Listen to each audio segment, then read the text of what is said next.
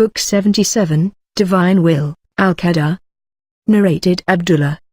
Allah's Apostle, the truthful and truly inspired, said, "Each one of you collected in the womb of his mother for 40 days, and then turns into a clot for an equal period, of 40 days, and turns into a piece of flesh for a similar period, of 40 days, and then Allah sends an angel and orders him to write 4 things, that is, his provision, his age, and whether he will be of the wretched or the blessed, in the hereafter. Then the soul is breathed into him. And by Allah, a person among you, or a man, may do deeds of the people of the fire till there is only a cubit or an arm breadth distance between him and the fire, but then that writing, which Allah has ordered the angel to write, proceeds, and he does the deeds of the people of paradise and enters it. And a man may do the deeds of the people of paradise till there is only a cubit or 2 between him and paradise, and then that writing proceeds and he does the deeds of the people of the fire and enters it." Narrated Anas bin Malik, the Prophet said, Allah puts an angel in charge of the uterus and the angel says, "O Lord, it is," say men.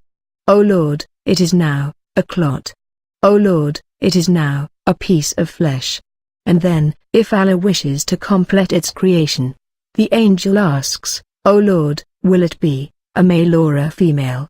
A wretched, an evildoer, or a blessed, doer of good? How much will his provisions be? What will his age be?" So all that is written while the creature is still in the mother's womb. Narrated Imran bin Hussein, a man said, "O Allah's Apostle, can the people of paradise be known, differentiated, from the people of the fire?" The Prophet replied, "Yes." The man said, "Why do people try to do good deeds?" The Prophet said, "Everyone will do the deeds for which he has been created to do, or he will do those deeds which will be made easy for him to do. That is, everybody will find easy to do such deeds as will lead him to his destined place for which he has been created." Narrated Ibn Abbas, the Prophet, was asked about the offspring of the pagans.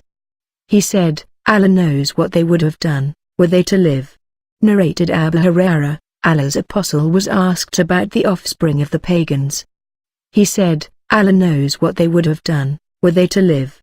Narrated Abu Hurairah, Allah's Apostle said, "No child is born but has the Islamic faith, but its parents turn it into a Jew or a Christian. It is as you help the animals give birth. Do you find among their offspring a mutilated one before you mutilate them yourself?" The people said, "O Allah's Apostle, what do you think about those of them who die young?" The Prophet said, "Allah knows what they would have done, were they to live." Narrated Abu Hurairah, Allah's Apostle said, "No woman should ask for the divorce of her sister, Muslim, so as to take her place, but she should marry the man, without compelling him to divorce his other wife, for she will have nothing but what Allah has written for her." Narrated Usama, once while I was with the Prophet and Sa'ad, Ubay bin Ka'b and Mu'ad were also sitting with him, there came to him a messenger from one of his daughters, telling him that her child was on the verge of death. The Prophet told the messenger to tell her, "It is for Allah what he takes, and it is for Allah what he gives, and everything has its fixed time, limit. So, she should be patient and look for Allah's reward." Narrated Abu Sa'id al-Khudri, that while he was sitting with the Prophet a man from the Ansar came and said, "O Allah's Apostle, we get slave girls from the war captives and we love property, what do you think about coitus interruptus?" Allah's Apostle said, "Do you do that? It is better for you not to do it, for there is no soul which Allah has ordained to come into existence but will be created." Narrated Hudayfa, the Prophet once delivered a speech in front of us wherein he left nothing but mentioned about everything that would happen till the hour.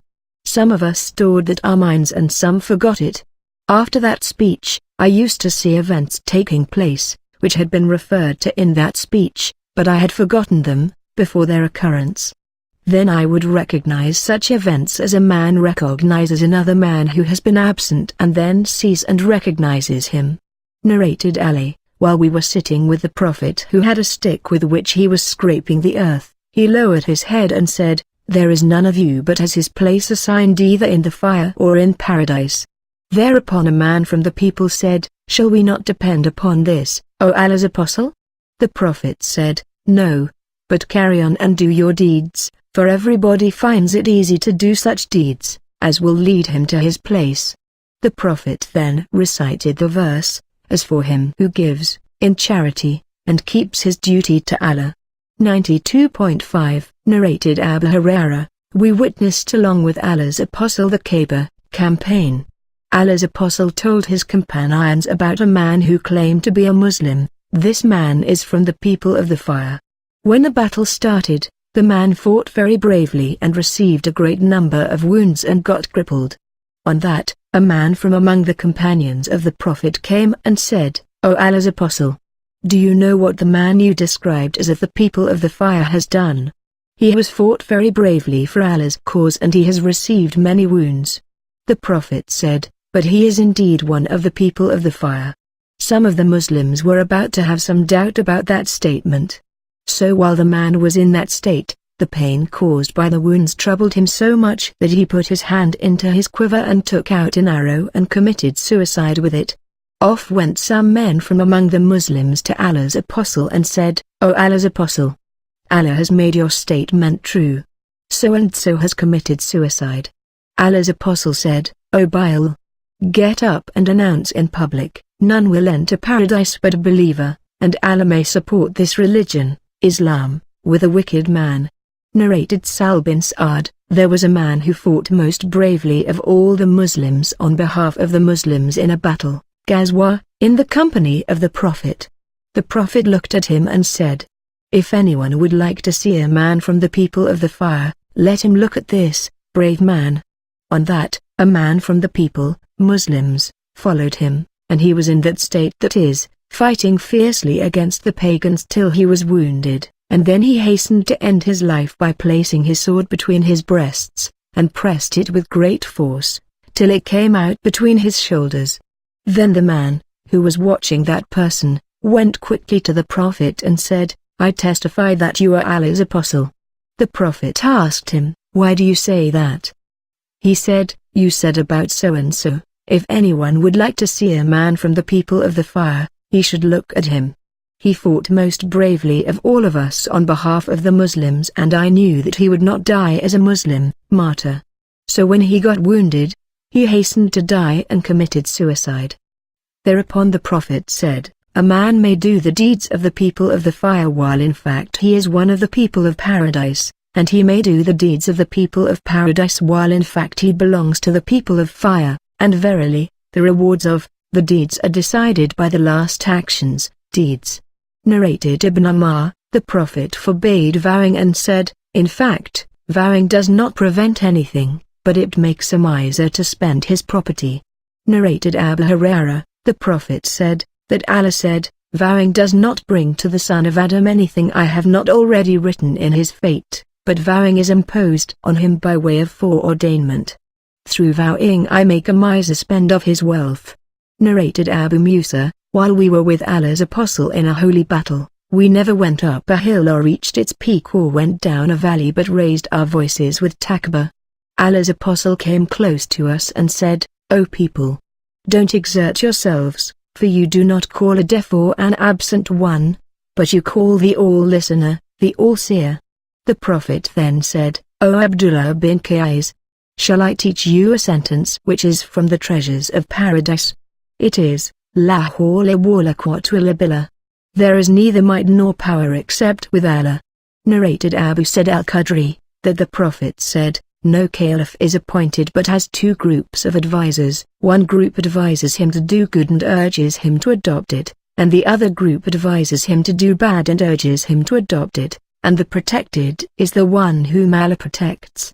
Narrated Ibn Abbas, "I did not see anything so resembling minor sins as what Abu Hurairah said from the Prophet, who said, 'Allah has written for the son of Adam his inevitable share of adultery whether he is aware of it or not. The adultery of the eye is the looking at something which is sinful to look at, and the adultery of the tongue is to utter what it is unlawful to utter, and the inner self wishes and longs for adultery, and the private parts turn that into reality or refrain from submitting to the temptation.'"